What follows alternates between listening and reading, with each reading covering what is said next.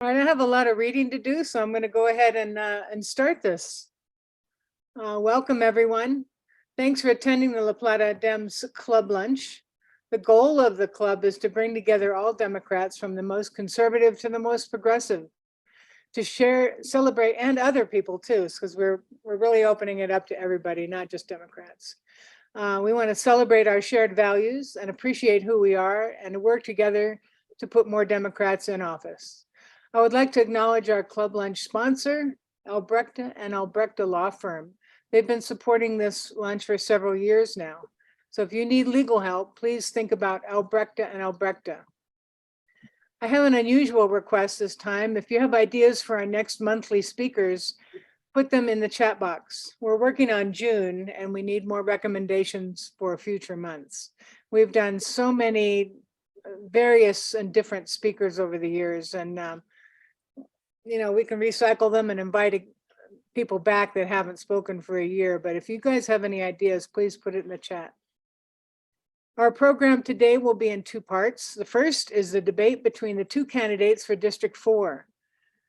La Plata Electric Association's Vice President of Grid Solutions, Dan Harms, will talk about their future plans in the second part.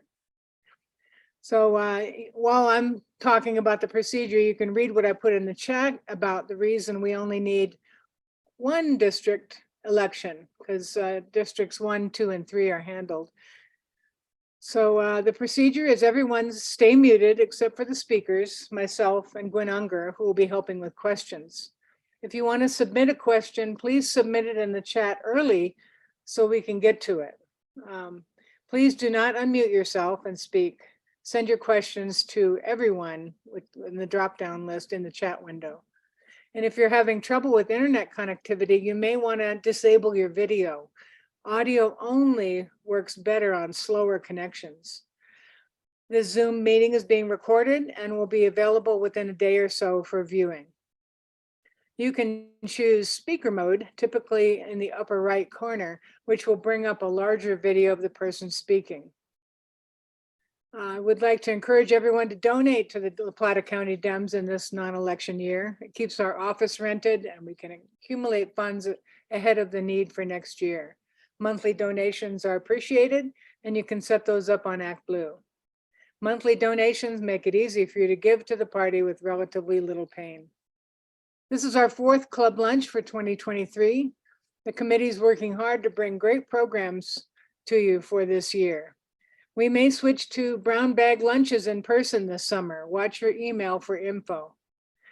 If anyone has any other announcements to make, please enter something in the chat window and we'll recognize you at the end of the luncheon. So and I'm scrolling down, let's see.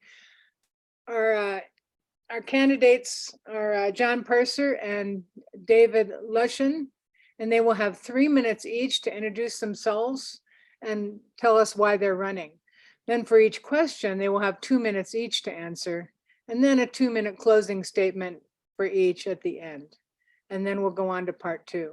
So we did a coin toss when we were before this Zoom started, and who was it? David Lushen goes first. And David, you have 3 minutes for your introductory. Thank you, Karen. I appreciate it. And thank you, La Plata County Dems, for having me here. Big reason for running, have several, but I've been in Durango a year and a half, and every community that I've been into, I want to grow roots. What's a better way to get involved in the community, such a great place as Durango, than to volunteer? I'm already with the Edgemont Highlands Homeowner Association board. I'm a member of Summit Church, and I love to be on the board of LPEA. I have 26 years of electric utility experience. I have previous board experience in nonprofits, and I can bring my leadership executive experience to LPEA. But the bigger picture is the future. I want to make sure that we have a sustainable future. And I've learned from my youngest daughter, who's director of an NGO in Indonesia on human trafficking, that you have to volunteer, you have to give back to the community. And I appreciate all of y'all being here to listen to what both candidates have to say. And for the future, I'm looking at LPA, I'm looking at the tri-state contract. Can we get out of it? LPEA already has 3 different solutions to that. And hopefully, if we do get out of the tri-state, we can go to a sustainable fuel, such as abundant solar, where the fuel cost is free. So for the future, and what I would love to do is be part of the team, part of the board at LPA with the leadership that I can show them that I have and the technical background, and then go forward for a bright future of sustainable energy. So thank y'all.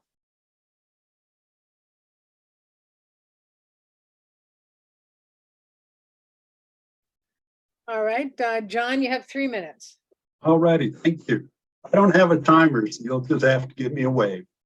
I'm a 19-year resident of Club County and totally enjoy the place. I refer to it as having 4 seasons. You have ski season, iron horse season, followed by rafting season and hiking season. And one of the beauties of the place is having all 4 seasons in a day. Springtime is amazing. Anyway, I've been doing very active on environmental policy for the last 4 to 5 years in Citizens Climate Lobby. Flew myself out to Washington a few times and have taken part in policy meetings in congressional and Senate offices.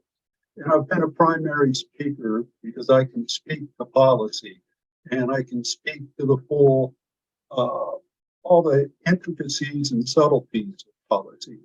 When we talk about sustainable, we have to look at the full life cycle. Solar panels, the International Energy Agency put out a report about a year and a half ago, talking about the raw materials that go into batteries and also in solar panels, and warning of how unsustainable it was. A lot of those materials come from countries that have what's called a poor governance score. And environmental destruction being done there is not insignificant. We don't see it. We see the solar panels and we say, oh, beauty, it's sustainable. It's not. We have to look at full life cycle, and we have to incorporate in at the start full cost of the life cycle of what we call a sustainable solution. So that's one of the biggies, and that comes from my background in environmental economics. We should price in the full life cycle at the start. I see some of the policies that are being pursued, and I perceive them as very shallow and short-sighted. If you look at rooftop solar, it goes on houses where the household income is generally twice the average income of an American household. That doesn't strike me as sustainable. Whoops, I can talk forever, so I'll just get going.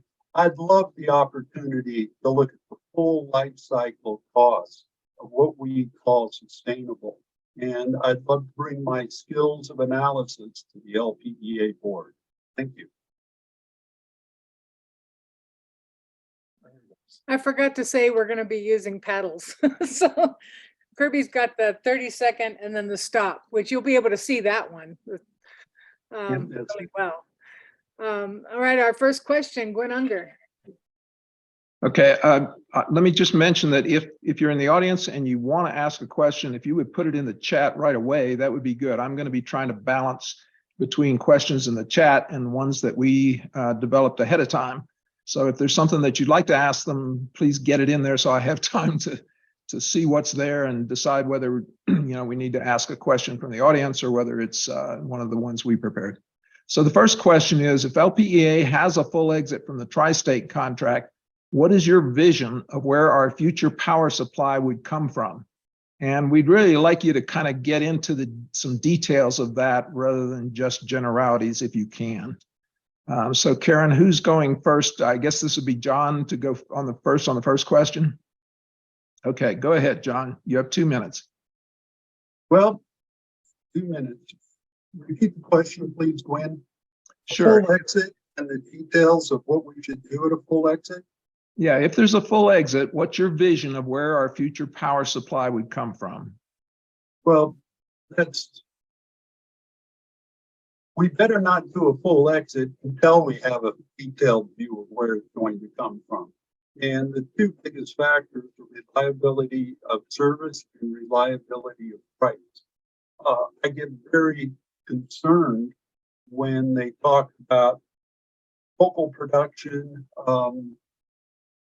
without backup. And looking at what LPEA has done, it's hard to tell how they're looking at it. We have not had the RFPs for the partial supply made available, so it's difficult to know what LPEA is planning in any sort of detail. But to me, it's stability of generation. Whoever's going to generate our power, be it us or someone else, we better be dealing with the actual generation and not with a third party. You'll notice we're going to do the partial supply with crossover, and all of a sudden crossover disappeared. There wasn't even a notice to members. We had several meetings talking about the virtues of partnering with crossover on the partial supply. But when the contract fell apart and crossover is no longer even in the picture. So whoever we partner with, or whether we do power ourselves, it's got to be dependable in the long term. It has to be backed up to it. We have to be on the Western Interconnect grid. And it has to have stable pricing for a long period of time. Thank you. Okay, thank you, John. David, same Yes. question. Do you need me to read the question back, or No, I think I understand it. So if there's a full exit from Tri-State, that means LPEA has the future in their own hands. They have the local control. Getting down into details, that would be, you can also have purchase power agreements if you need to have base load, but if we can build our own solar, local solar, we can have control of that. And right now, every dollar that LPA gets, 62 cents goes to Tri-State. So over $60 million goes out of our service territory. If we can build local sustainable solar, we can also look at battery storage, and we can look at different things like thermal. So the future is bright in that exit Tri-State, you're not tied to a contract that runs to 2050 that you can actually build into the system of owning it yourself. And as far as reliability, we will still be part of the grid. We will still make sure that we have reliable, sustainable power through the socialized integrated grid, but we would have that local control where we can build out our generation, and then we'll have the vertical integration that we need, and we would not have to rely on a long-term contract that's taken up 95% of our electric portfolio. So thank you. All right, thank you, Dave. David. So the second question, and David, you'll go first on this one. What is your assessment of LPEA's CEO and existing board members' performance, and what would you want to change? So the CEO is doing a great job. The board is doing a great job. I've been here and I've seen what the board, been to board meetings, seen the board meetings on Zoom, and they are doing a great job of getting the information out. So if you want to know what the board, the CEO is doing, you can look at the LPEA Electric Association's website. They have all their benchmarks, they have the video of the board, and they have the meeting minutes. So they're out there. What the CEO has done, what Jessica Matlock has done, is brought discipline to the LPEA staff and the way they work with their benchmarks. You can clearly see how they're doing on reliability, how they're doing on their financials, how they're doing on their safety, their safety numbers. It is all out there for everybody to view. She has run this company excellent. They are meeting their goals that they are getting. And then For the board members, I'm very impressed. Joe Lindowski was out there at Earth Day in the LPEA booth. Usually you see a staff person, but no, you had a board member out there working the booth. That was excellent. All the board members that I've talked to have been gracious and friendly, and seeing what they're doing, they have the communication within the board and they have the leadership within the board. So I'm happy if I can be a board member that I'm going to a well-run company. I'd be a part of a well-run board. And what I would bring to that board is my technical expertise, my board leadership experience, and my executive leadership experience. And with the technical expertise, I understand the entire flow from distribution to substation to transmission, along with the grid that we have with the Western Interconnect grid, etc. Plus the financial side. David, So David, your 2 minutes is up. If both of you can kind of keep an eye on Kirby, he'll put the sign up. So John, same question. Do you need me to read the question again? No, I think it's a mixed bag. I think there are some areas where they're doing an excellent job. I think we have a lot of very committed members on the board. I think if you look at the operational aspects of LPEA, Jessica Matlock is running a good organization. LPEA, in my experience, has improved over the last 19 years in delivering electricity locally. My biggest frustration is the lack of transparency. I think it's totally inappropriate that we can't get tender requirements published on the website. I also think it's totally inappropriate that RFPs are not published. If you look at the partial supply contract and crossover, naturally we can't see the contract, the requirements for that contract. But we should, as members, have been able to see that. And I think I was very disappointed. Another area that's very disappointing is the bylaw amendment they're putting before us. They lumped 3 separate items into one bylaw amendment. That's not good governance.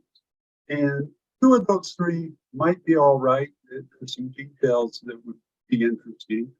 But the third one is raising the threshold for members to initiate an all-member meeting. Raising that from 500 to 10% of the membership, I in no way can see that as being beneficial to the members at large. And it greatly concerns me. For that reason, I'll be voting no on it. But more importantly, why would the board lump 3 separate issues into one bylaw amendment? And why would they make it harder for members to have a voice? Thank you. Okay. Third question, and John, you'll get first shot at this one. What experience do you have with being a board member? I know that both of you mentioned something about this in your opening statements, but I think we'd like a little more detail, kind of, what board did you serve on? What did you get done? That kind of thing. So John, go ahead. Let me see. Biggest board I've served on 2 homeowners association boards. The last board I served on, I was president. And in that time, we replaced the roofs of all of our buildings. We also, we put up a maintenance plan. I said, what we have to have is a maintenance plan, calendar extends into the future. The immediate things I took care of were reshingling all the roofs, painting all the buildings, top coating all the blacktop area. But more important, that's now on a schedule and it's budgeted for well in advance. The other thing, I served with the Richmond Water Polo Club in Melbourne, Australia, and managed several of their sides. I managed the team that won 7 straight national championships, which was a whole lot of fun, but you better be organized in order to get all the players, all the equipment with no distractions to the venue at the right time. And we were successful at that. Well, we won 7 national championships, and it was a whole lot of fun. Thank you. All right, thank you, John. David? Yes, in San Antonio, I was on the Optimist International San Antonio board. I was president twice. In our Oak Meadow United Methodist Church, I was a chairperson of the Staff Pastor Parish Relationship Committee. In Durango, I'm on the Edgemont Homeowners Association board, but my best and board experience was at Boysville, Texas, and that's in San Antonio, and it's a resident care for boys and girls. We had about an $8 to $10 million budget a year. We had 80 kids, but we also had foster care. We also had adoption, and we also had a drop-in shelter, and we also provided services for kids when they grow 18. They're usually thrown out of the system. We had apartments. We put them in the apartments. We got them a job. We got them into school.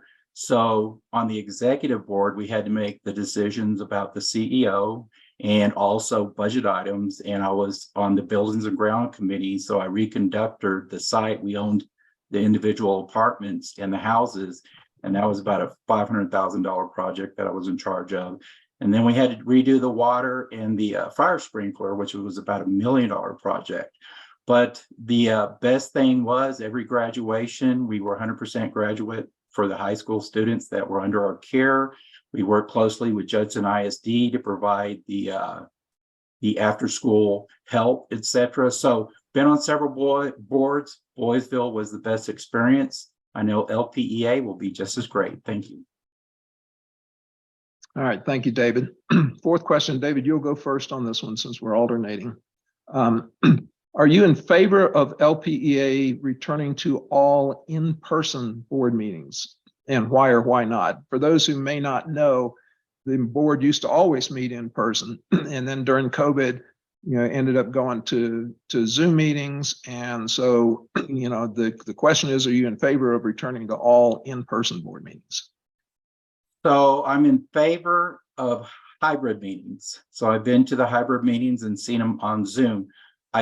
In the hybrid meeting, let me explain, you can come in person to the board meeting. So yes, I'm in favor of in-person board meetings, but I'm also in favor of having access remotely with Zoom. If you cannot make it to that in-person board meeting, you can definitely watch it on Zoom, and they do look at the chat, and you can put questions that you might have in on the chat board. And so it was established. Unfortunately, we had COVID, but COVID had shown some new tools. And yes, it's important to do both, because I think a lot of members of LPA, which I'm a member of, I favor Zoom. If I can't get down there, I will Zoom. If I have the opportunity to take the time to drive down there, have that live board meeting and come back, that's great too. But yes, to answer your question, I'm in favor of it as a hybrid. Okay, John, 2 minutes. Thank you. There's a few things there.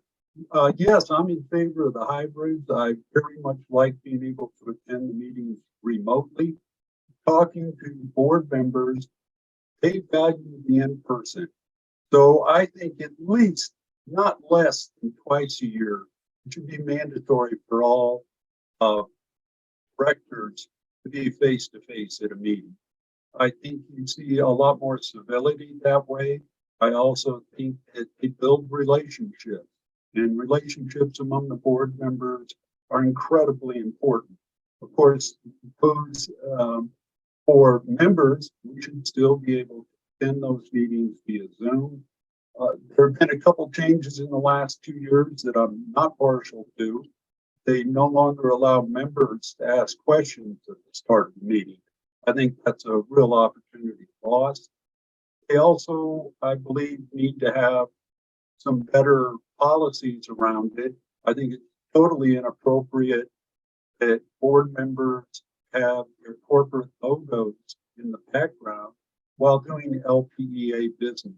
And I think we need policy. Again, it's back to governance issues around corporate logos in our meetings. I also think in the area of civility, I was very disappointed in Joe Lewandowski on the weekend. And had we had more face-to-face contact, I don't think I ever would have seen a headline that says I'm a hysterical liar, essentially. You don't do that when you have personal relationships with people, when you see people face to face and meet with them face to face. So I think there's a lot of virtue to the hybrid, but we need a little more policy. Thank you. Okay, thank you, John. This is going to be the last question. John, you go first. One of the 7 cooperative principles is concern for community. How do you interpret this? That's an interesting one. But let's talk about local control and what local control really means to every member.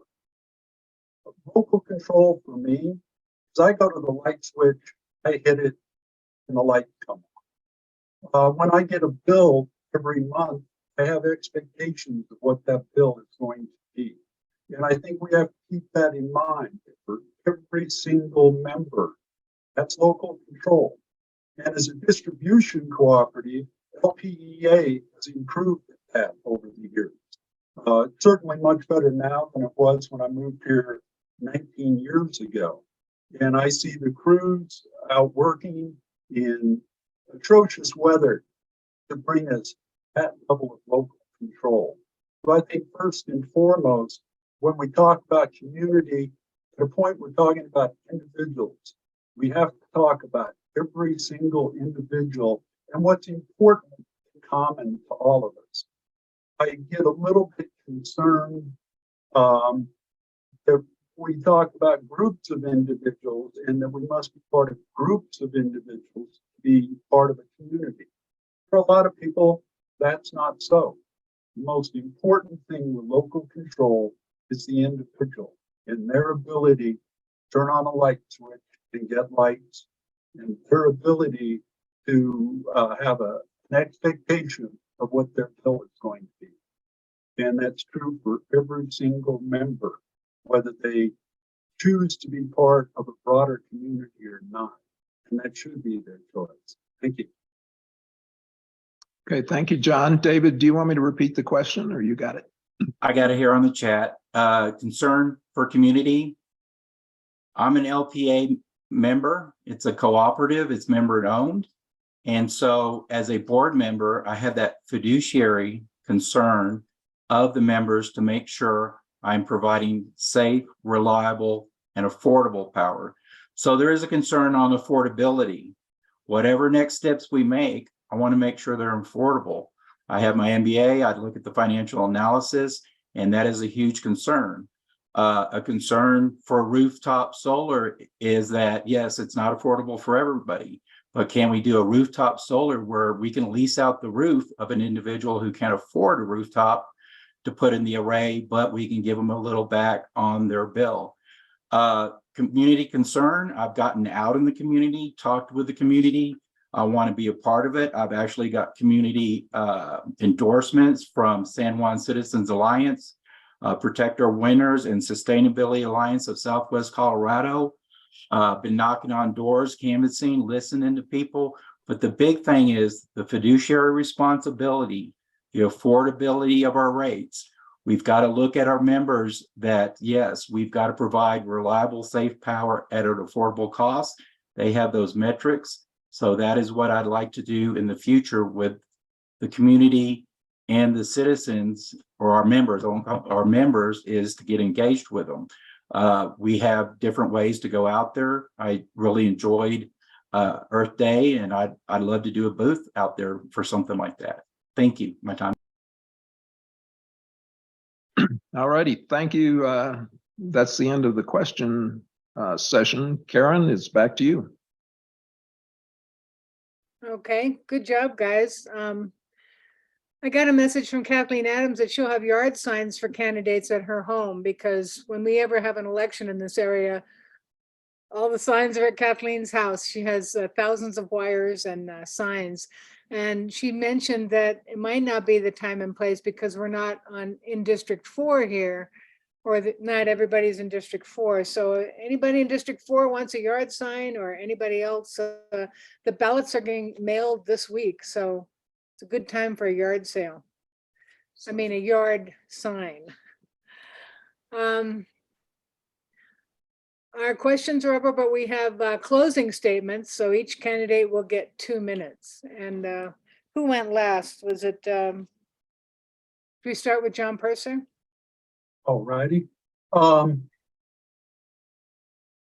statement. You know, it is fun. I have totally enjoyed being out in the community and meeting people and talking about the LPEA board. I usually start out by saying, hey, what are your concerns with LPEA? What do you like? And the vast majority, LPEA is doing a great job. And I think we should keep that in mind. What we're doing right now works for our community. It does provide local control in the sense that I talked about it. You hit the light switch and it works. You get a bill and it doesn't surprise them. And when I look at CPS Energy, where David came from, that form of local control didn't turn so well in 2021. I was just reading the story of a gentleman who got a $16,000 bill during the winter storm.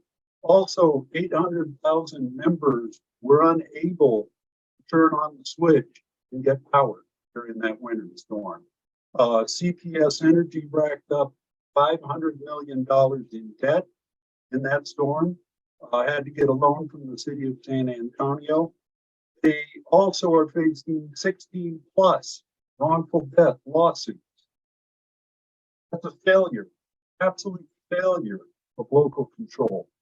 We have to be incredibly cautious as we move forward. The other thing I talk to members about is the bylaw amendment. And as soon as I explain the rights they're giving away, the right to petition, they're not very happy with it. Number two thing that I talk to them about is that we do not publicly advertise our vendor requirements, and we do not publicly advertise our RFPs. And in both those cases, members are stunned. Thank you. Yeah, real quick on CPS Energy. That was not CPS Energy. That was Governor Greg Abbott, and that was the PUC, the Public Utility Commission, that he appointed. And the failures during Storm Snowmageddon is directly at his desk. And it's sad that he caused that many deaths in the state of Texas. CPS Energy was at the whim of the PUC that Governor Abbott established. So let me just talk about myself. I'm a licensed professional engineer. I have an MBA. I have the technical and financial background to step into the board position step in running because I know what is going on there. I have done the distribution side, the substation side, transmission side, span of control. I've had 280 IBEW local 500 union members working for me. I've had budgets from $80 to $100 million a year. I've worked with large customers such as Valero, Whataburger, HEB, and I know the business. And I could segue into there with no issues as far as the technical coming up to speed. Again, with my background, I have the empathy. I've had to use eminent domain for transmission and substation projects. I've had to go to commissioner's court, and I've learned to have to empathize with the people that we had to build the infrastructure for. I also have the affordability component. Since I was 16, I've been working construction, put myself through college, and know what it means to live paycheck to paycheck. Thank you all. And you can see further in davidlucianlpea.com if you want to get into more details. If you want to volunteer, donate, we have little tabs there. Thank you very much. Thank you very much. I'd like us all to give a virtual round of applause for our candidates, and thank you for running, and thank you for showing up here and speaking. This is just a really great venue for doing this. I see one question that Allison Akeley had in way back up in the chat, and she said, you both mentioned economic policy. Please tell us about a utility experience you've had where there were competing economic issues and constituencies and how you resolved it. But I think you guys have covered a wide breadth and may have answered this. So sorry, Allison, if we didn't get your specific answer, but you can ask them separately. So we're going to move on to part 2 of this thing with Dan Harms. I put his little intro in the chat.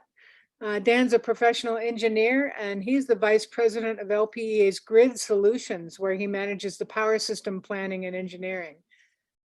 And also distributed energy resource management and program development, power supply, rate design, emerging technologies and operational technologies such as advanced metering infrastructure, fiber, and microwave communications.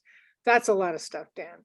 Dan has been part of the LPEA team since 1990 when he first started as an engineering intern.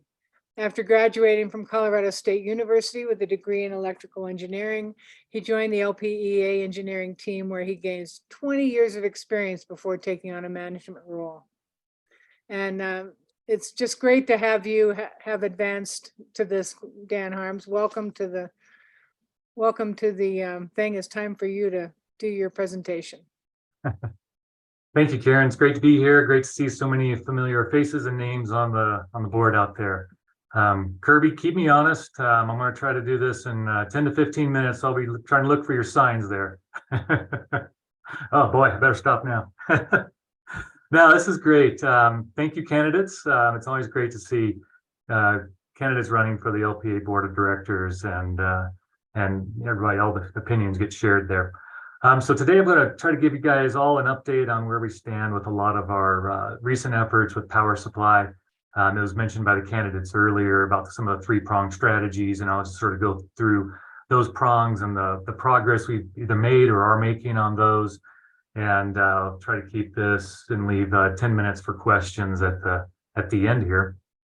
First off, I think the first thing I'll mention is it's all very complicated. As many of you know, there's a lot of moving parts to this, and that's the reason why we have 3 prongs, is because you never know which way is going to really gain traction and really bear fruit at the end. So we're pursuing each of these prongs with equal vigor. And for those that don't know, our 3 prongs are working within the existing tri-state contract, trying to mold that and shape that to something that we can use primarily to gain the flexibility that we're looking for out there. It's all about flexibility, cost control, being able to use local resources. And then the other prong is to look at a partial exit from tri-state. A lot of utilities have successfully implemented plans such as that. So I'll go over some of the details there. And then the third prong is a full exit from tri-state. And there's a lot of FERC hearings and everything related to that are going on as well. So I'll cover each of those. First, working within the existing tri-state contract here. We've been at this for quite some time, and I would say we've been working within the tri-state contract and trying to advance that for at least 5 years that I know of. And at first we were running into a lot of pushback from boards, but then slowly things start to get adopted, start to make some headway on that. The thing that I think that we can be proud of for accomplishing with that is the additional 2 megawatts of capacity that we have to install community solar. As some of you are probably already aware, our existing tri-state contract limits us to 5% on a kilowatt hour basis of producing our own power. And we've been maxed out on that for the last several years.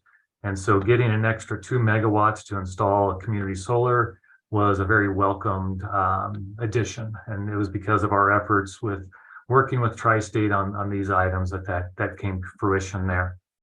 And to give you some insight of that, if you were at the Green Business Roundtable when I presented this last summer, you probably were made aware of some property that we purchased near the Sunnyside School on the Florida Mesa. We happen to have a substation on that property.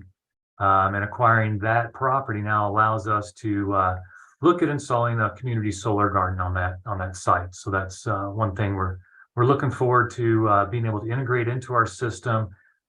Super low interconnection cost with our substation being right on that property. So an ideal fit, and hoping to, we're working through the permitting side on that right now. And I think things are looking pretty positive. We're going to have some community meetings on that coming up here pretty soon. And then hopefully have something energized in early 2024 on that. Then I'll take all the questions here at the end, but I'll move on to that next prong, which is the partial exit. This is something that we've made quite a considerable amount of progress on, and looked like the most possible path forward for us, something that could be economical, that we could do. And you're all aware that it's pretty, it's one thing to find replacement power that's cheaper than the power that we're buying today. I believe we can do that, but to find replacement power, be able to get it here, be able to pay for an exit fee, whatever that might be associated with either partial or a full buyout, all that has to work into the calculus on determining if this is a good long-term move for La Plata Electric. And so the partial exit, we were making great headway on. In fact, there was a new policy developed at Tri-State that could accommodate this. And they have what's called an open season. And where we work in conjunction with Tri-State as they are trying to retire their facilities, we can then bring new facilities on in a manner that creates less stranded investment. And so it creates a win-win situation for Tri-State and La Plata Electric. And that can also be held true for a full buyout as well. But the roadmap was becoming abundantly clear on a partial. And they had an open season whereby members could opt for, they made 300 megawatts available that the various members could apply for with a partial exit. LPEA was allocated a 71 megawatt portion that we could self-supply. And once that occurred, and it looked like the policy was there, the only thing that needed to be lined out were the contracts. Things were looking like it had good headway, so we went out for an RFP to ask different entities, how would you go about supplying us with a block, a 24/7 block of 71 megawatts of power? Went out for the RFP, and as some of the candidates mentioned, Crossover was the winner of that RFP. And we've been working with them for several years because we had a good path forward. But due to the delays in bringing some of the contracts and everything to FERC and having that approval, we did indeed reach a historic settlement with Tri-State where we're both very happy with the terms of the agreement on exactly how that partial would work. And then that settlement goes to FERC, and unfortunately it was opposed. And by one of the utilities opposing that unfortunately puts it in a different category that requires hearings and a lot more delays. Before that, we were hoping to have things fast-tracked, be able to move on that. So these delays have caused the original plan that was laid out before us with Crossover. Some of these things only have a certain shelf life. There's opportunities that exist out there. Some of those opportunities can come and go, and that leaves 1 to 2 year kind of timeframes that we're looking at, whether it be interconnection or land deals or whatever it might be. So basically we never got to a point where, and just to be clear on any kind of contracts that were signed, we never signed an agreement with Crossover other than we're going to exclusively work for you for a limited period of time. There was no power supply or PPA or anything like that signed. So in working with them for several years, or not several years, one year to 18 months, got to the point where it just wasn't adding up. The options that they had available for us, so many things had changed that we soon decided we needed to go back to the drawing board for that just wasn't, not that I wouldn't work with them in the future, but as was also mentioned, Crossover was acquired by another company called Strata, which was more strictly focused on solar development. So it just really was no longer a good solid fit for La Plata Electric there. So needless to say, we're back to the drawing board on some of that and exploring other options. Working with Tri-State and the other potential partial requirements utilities to fashion an agreement that maybe wouldn't be opposed. And if we can present a solution such as that, maybe that's still an avenue that would work out for a partial requirements contract that we are still pursuing at this time. So hopefully we can come up with a good solution there. Let me see if I had any other notes on that. No, that's it on that one. So on to the full exit now. That's the third prong of our strategy. That has always been, part of it since day one, is looking at that. It is a very different solution relative to a partial, in that if we do a full exit, LPEA is completely responsible for supplying 100% of its resource adequacy, 100% of its supply. There might be some stranded investment that Tri-State has on radial lines within our service territory that we'd have to purchase. We have to consider the rebates and incentives Tri-State is giving us today. We would either have to self-provide those or take a different approach on those. There's also some communication aspects, fiber, microwave of that we use at Tri-State. And if we do a full exit, we'd have to look at replacing that as well. So all those go into the calculation on that. There's more expense involved. Obviously, a full exit is going to have a larger exit fee associated with it than a partial, but the gains could also be much greater as well. And so we're keeping our eye on that long game, on how much exposure we have to markets, and how can we diversify our portfolio. That's how Tri-State has ended up in a bind in the first place here, is that they haven't been able to diversify their portfolio enough to stay solvent there. And so we're definitely have that front of mind. The process on that right now is that the adjudicating law judge, the ALJ, has made a recommendation to FERC on a methodology by which a full exit fee would be calculated. Now that's in front of FERC, who's going to be making a ruling in July on hopefully providing some more clarity on exactly how that exit fee will be calculated. One of the tricks with that is that even though there might be differences, you have a methodology in front of you, and it could be that one person calculates it still one way and one person still calculates it slightly another way. I'm hoping we get some good clarity, that there's no doubt on how this calculation goes, because in the end, it's Tri-State that makes the calculation on how much the exit fee is going to be. We can always contest that, but then once again, that's held up in legal jurisdictions again. But hopefully by July, we'll at least have some clarity there, await a final calculation on that. And then, we're always out there looking for different resources that we can integrate into our portfolio. There's lots of local opportunities between several solar plays that could be going on in our area.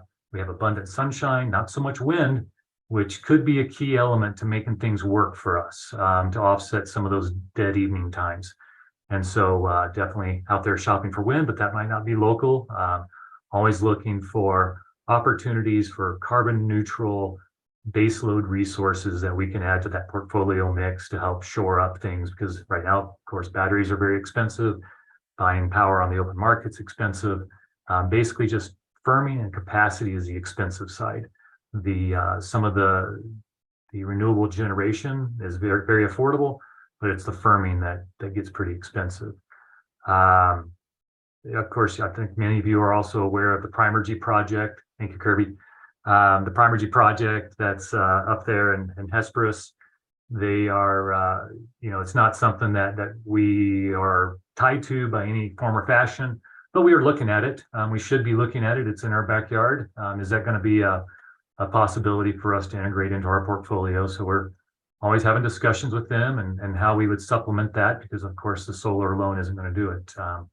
But we're looking at everything from solar to offsite firming to on-site firming to hydrogen plays that could possibly be in our area, and working through NREL. NREL's doing a pilot project out in Kit Carson's area. We're keeping a close eye on as well.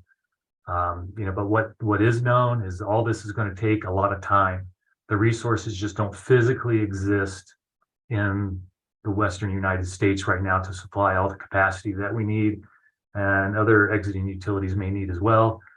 And so we're going to have to build some of these resources, build these clean resources, and it all takes time. And so even if we were to make decisions soon, it's still going to be several years before the facilities are actually built. And in the meantime, we have to figure out how to fill those gaps. So I will stop there and start taking some questions. People, I see some landed in the chat here already, but Karen, I'll let you point me in the right direction. I'll answer whatever you'd like.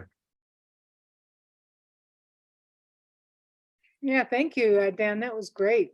I'm going to ask mine right first. Has the Florida Mesa opportunity replaced the efforts at Hesperus or not? You just now, I think you said you're going to keep looking at Hesperus in addition to the Florida Mesa. Oh yeah, those are very different scale projects. The one we're putting on the Florida Mesa is only 2 megawatts, takes up less than 10 acres. The one that Primergy is working on in Hesperus is 155 megawatts, and probably close to 1,000 acres on that. So very different projects, very different permitting requirements and everything. So not a replacement. This is just one more step that we can take to building a cleaner future. All right, and Dave Lushan says, what do you like best about working at LPEA? Well, I must like working here because I'm still here. What I love best is just the diversity of what comes around every day. Being a small utility, you wear a lot of hats, and you can tell by the job descriptions that we have. You get to do a lot of interesting things. And when I started here, I never would have guessed we'd be in this place that we're at today, forging away on clean and renewable futures. Lucian. Okay. I was saying Lucian wrong. It's Lucian, right? Okay. All right. A couple questions here are related. Herb Bowman is asking about, it says United Power has formally sent notice to Tri-State that they are leaving Tri-State. What do you think the impact on Tri-State will be of losing their largest member? And I think that goes with Virginia's question of, do you think Tri-State has a financially uncertain future due to its lack of adequately diverse sources? Mm-hmm. Yeah, those are great questions. And, we've done our research on our end to say, what would that impact look like? In today's market, it could be very interesting. Like I said, those firming markets are very highly priced right now. It could be that Tri-State has a ton of excess power from customers leaving, and instead of selling it to those members for $72 a megawatt hour, they're selling it at $90 a megawatt hour into the markets. Those members that are leaving are still going to have to get their capacity from somewhere. If they're not getting it from Tri-State, then they have to get it from the market. If the market can't get it from somewhere, then Tri-State's selling their power into the market. And it could just be a vicious circle where, given the limited capacity, they may end up buying from Tri-State in the end anyway. It's hard to say. Until new generation is built, that's the inevitable solution on a lot of these. And I know people are hard at work at that. And so, as far as that financial future, it's hard to say if a lot of it will be dependent on if it's a truly fair exit value that FERC comes up with. But if Tri-State were to be paid, I'll argue it both ways. Tri-State could get paid a large amount of money and then go sell the excess power for even more than they're selling it for today. Very, very bright outlook for Tri-State. Or it could be that Tri-State, gets the short end of the stick on a buyout, gets a small amount there, has a surplus of power that they can't sell into market because other resources have come online more quickly than anticipated. That's also a picture that could get painted that paints a very, very uncertain future for Tri-State. And so, that's why I come back to that diversification. You have to be prepared for no matter what happens. David Lucian is saying, with the IRA, the Inflation Reduction Act of 2022, Section 48, how does that help LPEA build their own solar? Yeah, that's a great question. When we first started this process, we were going to do a PPA with a solar developer because that was the only way to capitalize on some of the tax credits that were out there. Then when the IRA came around, nonprofits such as LPEA Electric are now could essentially capitalize on those investments. And there's more out there than just the 30% tax breaks. If it's in a energy community, which this area I'm 99% sure does get classified as, then we can get another 10%. And if we can fashion this community solar in a way that helps low, moderate income assistance there, then we can also have another 10% adder possibly. So it makes a very economical, and that's the hard part on some of these smaller scale arrays are hard to pencil out. And some of these rules only apply to arrays that are under 5 megawatts, which this one is. That makes it definitely pencil out more for LPEA Electric and allows us to help our community all in the same feel swoop. All right, Werner Heiber says, is Sunnyside a totally owned LPEA facility? Can members buy in, and are you including storage capability? Yeah, so because of that IRA, the Inflation Reduction Act, LPEA is going to own the facility directly. And can members buy into it? It's still to be determined on exactly how that program gets fashioned. If we have to allocate, which will likely happen, 50% of the array to probably income qualified households, then also working with partnerships with the county and the city. It's unknown right now if there'll be subscriptions available for anybody to apply to. Although 2 megawatts sounds like a lot, that's about 600 households. So it's not going to supply all of our members by any means, but we're hoping to have success at this, be able to replicate that. But we can only replicate it if we get more flexibility out of our contract. And then I think there was another part of this question there. Oh, storage capability. There will not be storage capability in this project at this time. That was one of the provisions within the headroom to be able to put this in as community solar. They're still being considered two separate things, storage and generation. But that's one of those things that will require additional flexibility from Tri-State's contract to install. But I think we'll get there.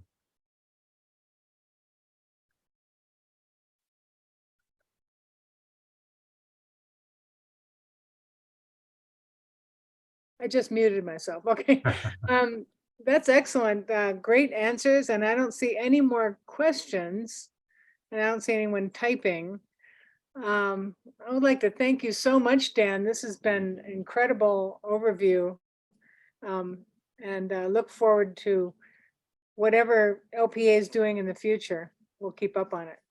Yeah, we keep thinking we have paths forward and get reset and have to readjust. So we'll make it work. Yeah, I want to let everybody know that we have a couple of announcements. The free film Nuclear Now, I put this in the chat, will be shown Thursday, May 18th, 6 to 8 p.m. at the Durango Library. And it's a thought-provoking look at the role nuclear energy can play in our future. And then Susan added, it's a documentary by Oliver Stone, and it's taking a new look at nuclear energy and its potential to solve climate change. Discussion and Q&A afterwards with the local Fort Lewis professor and nuclear engineer Billy Nollet, I'm not sure. And Citizens Climate Lobby is sponsoring this. So we hope everybody shows up to the library for that, because I've been an anti-nuke activist my whole life, but I'm willing now to pay attention to what people are coming up with as solutions. And I think it's really got to be something we look at. The June 6th Club Lunch, we haven't got a main speaker yet, but the owner of WeFill, wait a minute, there it is. Okay, I just put it in the chat. The owner of WeFill, which is a business up here at North Main where you take your empty bottle and you fill it with the stuff and keep reusing. She's going to have a part in that next thing. And if you have any ideas for speakers, please let me know. And that is the Plata Dems always need volunteers. You can sign up at laplatadem's.org. And please keep an eye out for our emails announcing the next Zoom luncheon. So thank you, everybody. Thank you, Gwen, for asking all the questions. Thank you, candidates and questioners, people who asked all these great questions. One last question. Dick Grossman just typed in and joined late. He says, any progress on aggregated net metering? You caught him at the last minute, Dick. How did I know you were going to ask that, Dick? Yes, we're evaluating some of our net metering policies. In fact, later this week we'll have another Finance and Audit Committee meeting where we're discussing some modification that is on the table.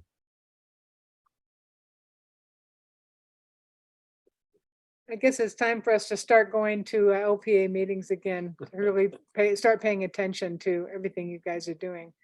So thank you all for attending. And like I mentioned earlier, the ballots are going out this week in District 4. So everybody here, if the half of you are in District 4, everybody needs to contact their network. And anybody you know who lives in District 4, tell them to vote, because it's sad that LPEA is a low turnout thing, but we need everybody to turn that paper back in. And everybody's going to get a ballot.